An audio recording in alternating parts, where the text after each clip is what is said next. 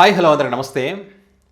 చాలామంది తెలుగు సినిమా ఇండస్ట్రీని ఒక రేంజ్లో పెట్టేటువంటి కథలు రాసేటువంటి రైటర్స్ కానీ డైరెక్టర్స్ కానీ చాలామంది ఉన్నారు. వారికి అవకాశాలు రాక ఎక్కడో నలిగిపోతూ ఉన్నారు. సో వాళ్ళు నలిగిపోతున్నారు కాబట్టి ఇండస్ట్రీ కూడా సంకనాకి పోతూ ఉంది. ఎందుకు ఈ మాట అంటున్నానంటే, చిరంజీవి గారు నటించిన మనశంకర వరప్రసాద్ సినిమా రిలీజ్ అయింది. ఈ సినిమాలో కథ ఏమైనా ఉందా అంటే ఏమీ లేదు. సింపుల్గా ఒక లైన్లో చెప్పాలంటే, ఒక పెద్ద బిజినెస్ మ్యాన్ కూతురే హీరోయిన్. ఆ హీరోయిన్ని హీరో ప్రేమిస్తాడు, ప్రేమించి పెళ్లి చేసుకుంటారు, వాళ్ళకి 2 పిల్లలు పుడతారు. ఆ తర్వాత కొన్ని కారణాల వల్ల విడిపోతారు, విడాకులు తీసుకుంటారు. పెద్ద కారణం కూడా ఏమి ఉండదు అక్కడ. విడాకులు తీసుకున్న తర్వాత హీరో నేషనల్ సెక్యూరిటీ ఆఫీసర్గా పనిచేస్తూ ఉంటాడు. సో పని చేసినప్పటికీ తపనంతా మళ్ళీ కలవాలని చెప్పి, సో ఇక్కడ ఆ గొడవకి గల కారణాలేంటి, ఎందుకు కలవాలనుకుంటాడు, సో ఇది అందరికి అర్థమైపోతుంది. ఏ క్లైమాక్స్ ఏం జరుగుతుంది ఏంటి అనేది అందరికి అర్థమయ్యేది. సో ఇక్కడ కథ లేనప్పుడు కథనం బాగుండాలి. సో ఈ కథనం అనేది ఏమైనా బాగుందా అంటే, ఫస్ట్ హాఫ్ తీసుకుంటే చిరంజీవి లాంటి హీరో ఉన్నాడంటే ఖచ్చితంగా మాస్ ఎలిమెంట్స్ కావాలి. ఒక ఇంట్రడక్షన్, ఒక ఫైట్, ఒక ఎలివేషన్ ఉండాలి కదా. సో అది మిస్ అవ్వకుండా చూసుకున్నారు. దాంతోపాటు అనిల్ రావిపూడి కామెడీ కూడా ఉండాలి. ఎందుకంటే అనిల్ రావిపూడి అంటే కామెడీ ఎక్స్పెక్ట్ చేస్తారు. సో ఆ ప్రయత్నం కూడా చేసినారు. ఇష్టులు ఏముండవు, ఎత్తులు పై ఎత్తులు ఏముండవు, ఏదో జరిగిపోయిందని ఏమి ఉండదు. సినిమా అలా సాఫీగా ఆగిపోతుంది. అంటే బోర్ కొట్టకుండా పర్వాలేదు అన్నది ఇంటర్వ్యూల వరకు తీసుకుపోతాడు. ఇక ఇంటర్వ్యూల తర్వాత ఇక అదిరిపోతుంది ఏమోలే అని అనుకున్న వాడికి ఇంటర్వ్యూలకు పోయించిన తర్వాత టార్చర్ మొదలవుతుంది. ఎప్పటిదాకా? అది వెంకటేష్ గారు ఎంట్రీ ఇచ్చేంత దాకా సీట్లో కూర్చున్నవాడు ఎవడు కూడా సినిమా వైపు చూడడు.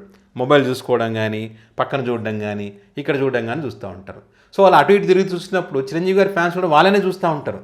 ఈడేంది అటు ఇటు తిరుగుతూ ఉన్నాడు అంటే, ఈ అటు ఇటు తిరుగుతున్నట్టే ఈ సినిమా నచ్చలేదా? కొంతమంది సిగరెట్ తాగడానికో లేకపోతే టాయిలెట్కో బయటకో అటు ఇటు తిరుగుతాడు, డోర్లు తీస్తాడు, డిస్టర్బ్ అవుతూ ఉంటుంది కదా. అట్లా డిస్టర్బ్ అయిందంటే సినిమా బాగాలేదని అర్థం. అట్లాంటి డిస్టర్బెన్స్ ఇంటర్వ్యూల తర్వాత వెంకటేష్ వచ్చేంత వరకు ఉంటుంది. సో వెంకటేష్ వచ్చిన తర్వాత అప్పుడు వాళ్ళిద్దరి కాంబినేషన్ చూడాలనుకునే వాళ్ళు కొంతమంది ఉంటారు, వెంకటేష్ ఫ్యాన్స్, చిరంజీవి ఫ్యాన్స్, కొంతమంది కామన్ ఆడియన్స్ కూడా ఉంటారు కదా, ఇద్దరు కలిస్తే ఎలా ఉంటుందని చెప్పి. అట్లా చూసే వాళ్ళకు కొంత కన్నుల పండుగనే చెప్పాలి అది, ఆ కాంబినేషన్. సో ఆ తర్వాత క్లైమాక్స్ అందరూ కూడా ఊహించినటువంటి క్లైమాక్సే. సో ఇది ఓవరాల్గా మనశంకర వరప్రసాద్. అన్ని ఎలివేషన్స్ ఇచ్చుకోవడం కానీ, ఆ కాంబినేషన్ చిరంజీవి గారు వెంకటేష్ గారు కానీ, కోట్ల బడ్జెట్ పెట్టడం కానీ, ఇవన్నీ తీసుకొచ్చి కామన్ ఆడియన్స్ మీద రుద్దడం. అదేదో టాలెంటెడ్ రైటర్స్ ఉన్నారు, డైరెక్టర్స్, వాళ్ళకి మంచి అవకాశాలు ఇచ్చారనుకోండి, అద్భుతమైన సినిమాలు తీయగలరు. వాళ్ళకి ఛాన్స్ ఇయర్ అనమాట. వీళ్ళు ఇయర్ కాబట్టి ఇట్లాంటి పరిస్థితి వస్తుంది. సో ఇవన్నీ పక్కన పెడితే చిరంజీవి గారి గురించి మాట్లాడుకోవాలి మనం. ఎవరు అవునన్నా కాదన్నా ఈ 70 సంవత్సరాల వయసులో కూడా చిరంజీవి గారు ఖచ్చితంగా ఈ సినిమా తన భుజ స్కంధాలపైన మోసాడు, ఏమాత్రం డౌట్ లేదు. ఈ వయసులో కూడా డ్యాన్సులు, ఆ గ్రేస్లో డ్యాన్సులు వేయడం అనేది మామూలు విషయం కాదు. చాలా హార్డ్, చాలా కష్టం. తనను తాను ప్రూవ్ చేసుకోవడానికి మళ్ళీ చాలా కష్టం, ప్రాణం పెట్టాడు అనొచ్చు. ఈ దీంట్లో మాత్రం ఏమాత్రం డౌట్ లేదు. చిరంజీవి గారి కష్టం గురించి చెప్తున్నాను నేను. సో ఎంత చేయాలో అంత చేశాడు, కానీ కొంతవరకు వర్కౌట్ అవ్వలేదు. అది మీరు డైలాగ్ చెప్పేటప్పుడు ట్రైలర్లో చూడండి. ఆ ట్రైలర్ చూసినప్పుడు ఎందుకో సింక్ అవ్వలేదు, వర్కౌట్ అవ్వలేదు అనిపిస్తుంది. ఇదే డైలాగులు గత సినిమాల్లో అంటే వింటేజ్లో ఉన్నప్పుడు చెప్పినప్పుడు వర్కౌట్ అయినాయి, కానీ ఇప్పుడు వర్కౌట్ అవ్వలేదు.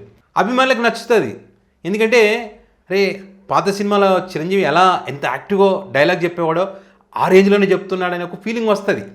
అభిమానుల వరకు మాత్రం ఓకే, కానీ ఇప్పుడు ఆడియన్స్కి అది నచ్చదు. అనిల్ రావిపూడి సినిమాలో భూతద్దం పెట్టి వెతికిన కథ దొరకదు. చిన్న లైన్ తీసుకుంటాడు, ఆ లైన్ తీసుకొని ఈ ఫెస్టివల్స్ ఏమో చూస్తాడు. ఆ ఫెస్టివల్ ప్రేక్షకుల మూడ్ ఎలా ఉంటుందో దాని తగ్గట్టుగా ఆ క్యారెక్టరైజేషన్స్ కానీ, ఆ సాంగ్స్ కానీ, అందులో డైలాగ్స్ కానీ, ఇవన్నీ పక్కగా రాసుకొని ఆ సినిమాలో బాగా ఆ పేపర్ మీద రాసిన వర్క్ అంతా కూడా సినిమాలో బాగా చూపిస్తాడు.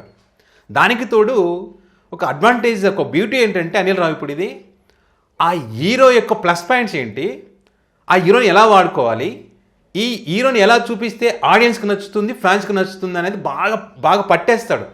చిరంజీవి గారిని అట్లే పట్టాడు కాబట్టి కొన్ని పాత అవన్నీ కూడా బయటికి తీసుకొచ్చి ఈ మధ్య వచ్చిన సినిమాల్లో ఇంత యాక్టివ్గా ఏ సినిమాలో చిరంజీవి లేడు.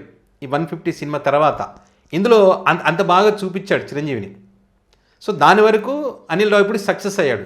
అండ్ ఇంకొకటి ఏంటి, ఇందులో సినిమాలు ఏమైనా ఒక 4-5 సీన్లు గుర్తుండిపోయే సీన్లు ఉండాలి. ఏమైనా ఉన్నాయా అంటే నాకు అనిపించిన సీన్ ఏంటంటే, వాళ్ళ నయనతార దగ్గర హీరో చిరంజీవి తల్లి చెప్తుంది కదా భార్య భర్తల బాండింగ్ గురించి. అది ఖచ్చితంగా ఆ లేడీ ఆడియన్స్ని ఆకట్టుకునే సీన్. ఆ తర్వాత ఈ సంక్రాంతికి వస్తున్న సినిమాలో వెంకటేష్ అందరితో బుల్లిరాజు కాంబినేషన్ మంచి వర్కౌట్ అయింది. మంచి ఫన్ వచ్చింది ఆ సినిమాలో. ఇందులో ఏమైనా ఉందంటే ఏం లేదు. బుల్లిరాజు కామెడీ అంటే కొన్ని చోట్ల అక్కడక్కడ, ఇక్కడ మరీ అంత నవ్వేంత ఏం ఉండదు. పొట్టలు పగిలిపోయేలా పగలబడి ఏదో నవ్వాలంటే నవ్వాలన్నట్టుగా ఉంటుంది తప్పితే అంత అదిరిపోయే కామెడీ, కడుపుబ్బ నవ్వే కామెడీ, పడిపడి నవ్వే కామెడీ అయితే ఏమీ లేదు ఇందులో. చిరంజీవి గారు అనిల్ రావిపూడి కాంబినేషన్లో సినిమా, వెంకటేష్ కూడా ఉన్నాడు, ఎట్లా ఉంటుంది అని పోయే వాళ్ళకు పర్వాలేదని మాత్రమే అనిపిస్తుంది తప్ప సంక్రాంతికి వచ్చే సినిమా కాదు, చిరంజీవి గారు యాక్ట్ చేసినటువంటి సినిమా అసలే కాదు. సాంగ్స్ వరకు పర్వాలేదు, 2 సాంగ్స్ బాగున్నాయి. విలన్ ఏమీ లేదు, విలన్ స్ట్రాంగ్గా ఉంటే హీరో పవర్ కూడా పెరుగుతుంది. సో అది ఏమీ లేదు విలన్ది కూడా. ఇక నయనతార పరంగా తన వరకు తను చేసింది, మిగతా ఆర్టిస్టులు కూడా తన వరకు తను. ఇక్కడ చిరంజీవి ఒక్కోసారి చూస్తే మరి కామెడియన్గా చేస్తారనే ఫీలింగ్ కూడా అక్కడక్కడ కలుగుతుంది. సో ఇట్లా ఉంది కాబట్టి సినిమా దీనిపైన రివ్యూస్ రేటింగ్ ఎవరు ఇవ్వకూడదని చెప్పి ఈ సినిమా యూనిట్ కూడా కోర్టుకు వెళ్ళి ఆర్డర్ తెచ్చుకుంది. బుక్ మై షోలో డిజేబుల్ కూడా చేసినారు దాన్ని, రివ్యూస్ రేటింగ్స్ ఇవ్వకూడదని చెప్పి. ఎందుకంటే ఉన్నట్టు చెప్పినారు అనుకోండి, సినిమా ఓపెనింగ్స్ కూడా రావని వాళ్ళు ఆ ఆలోచనతోనే ఆ ప్రయత్నం. లేకుంటే సినిమా బాగుంటే దేనికి భయపడాల్సిన అవసరమే లేదు. సో ఇంకో విచిత్రం ఏంటంటే, ఒక పెద్ద టాక్ ఏంటంటే ఇక్కడ, అంటే రెగ్యులర్గా సినిమాలపైన రివ్యూస్ ఇచ్చే వాళ్ళందరూ కూడా బాగుందని అందరూ రివ్యూస్ ఇచ్చేస్తూ ఉన్నారు. సో దాని కింద కామెంట్ చూస్తే నవ్వు వస్తూ ఉంది.